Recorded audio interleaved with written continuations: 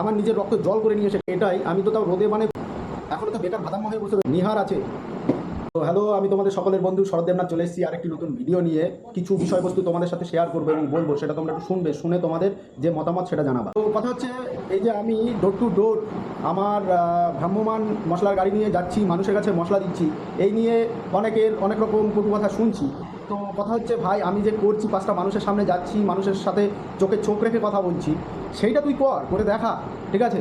আজকে শিক্ষিত বলে চাকরি পাইনি, ঠিক আছে, আমি এটা করছি। তো তোদের তো সেই জায়গাটাও নাই, তোরা আগে সেই জায়গাটা করে যা, তারপরে আমার পিছনে বদনাম কর। আর বদনাম করছিস, যা করছিস খুব ভালো, তাতে কোনো সমস্যা নেই। যত বদনাম করবি তত আমার উন্নতি, ঠিক আছে? আর কি সব বলছিস যে ভুলভাল মাল হেড্ডা ব্যাড্ডা রাখি, হ্যাঁ ভুলভাল মাল, আমার ভিডিওগুলো দেখিস, সেখানে কী কী মাল আছে সবগুলো দেখতে পাবি, ঠিক আছে? তারপরে বলিস। এই যে সারাদিন রোদে মানে ঘুরে ঘুরে আমি আমার নিজের কাজটা করছি সৎ পথে, অসৎ পথে করছি না।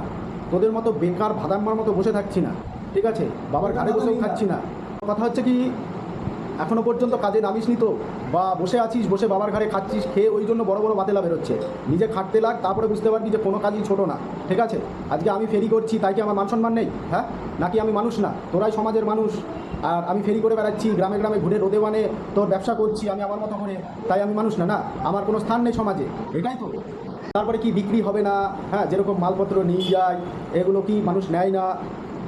যদি মানুষ না নেবে আর যদি মানুষের কমপ্লেন থাকে, তবে তারা অবশ্যই আমাকে বলবে। তবুও দেখে নে, এই দেখ মালগুলো তুলেছি, যদি বিক্রি না হয়, এটা আছে জেসমিন তেল, ঠিক আছে, নিয়ে এসেছি। তারপরে এই দেখ নিহার আছে, এই দেখ ধূপকাঠি পাতা আছে 5 টাকাওয়ালা, এই দেখ পাপুর রয়েছে, তারপরে দেখাচ্ছি, দাঁড়া ওয়েট কর। এই দেখ আরেকটা আছে, এগুলো বিক্রি হয় না, না আমার ভুলভাল মাল সব। হ্যাঁ, এই সাবানটা দেখ, এটা কোনো ব্র্যান্ড নেই, না এটা ভীম লেখা আছে, এমনি এমনি। মানুষ আমাকে মারবে যেই মাল দিই। তো ভাই, নিজে কিছু করার চেষ্টা কর, তুই তারপরে বদনাম কর, ঠিক আছে? তখন বুঝতে পারবি যে জীবন চালানো বা চলাটা কতটা কঠিন। এই যে লাক্স সাবানটা দেখছিস, এটা ভুলভাল না, এটা ভুলভাল। আর এগুলো বিক্রি হয় না, মানুষ খায় না, গায়ে মাখে না, তাই না? তোরা সমাজের মানুষ আর আমরা মানুষ না, ফেরি করছি বলে। কথাগুলো ঠিকঠাকভাবে বল, ভালো লাগবে, বুঝতে পারলি? দেখাচ্ছি দেখ, লাইফ বয়, এটা মানুষ গায়ে মাখে না, নেয় না। একটা কথা কি জানিস তো, আমি ভিডিও বানাচ্ছি, গ্রামে ফেরি করছি, তো ভাই আমার ছোটো পুঁজি, ছোটো ব্যবসা, আমার দোকান দেওয়ার সামর্থ্য নেই, তাই আমি যাচ্ছি। তোর বাবার অঢেল আছে, বা তুই সোনার চামচ নিয়ে জন্মিছিস, তোর ইয়ে নেই, চাহিদা নেই এখন কোনো কিছু করার, তাই করছিস না। কিন্তু আমাদের দরকার আছে, তাই আমরা যাচ্ছি। কারণ নিজের লজ্জা লাগে, বাবার ঘাড়ে কতদিন বসে খাবো, ঠিক আছে?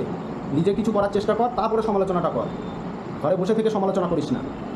তো বন্ধুরা, তোমরা সকলেই কমেন্ট করে জানিও কেমন কি বলবা তোমরা এই ছোটো লোকদের, ঠিক আছে? অবশ্যই কমেন্টে বলে যে কোনভাবে সমালোচনা করছে, যেন মনে হচ্ছে আমাকে ব্যবসা করার জন্য সে 2-5-10 হাজার টাকা দিয়েছে বা আমার ব্যবসায় সহযোগিতা করছে।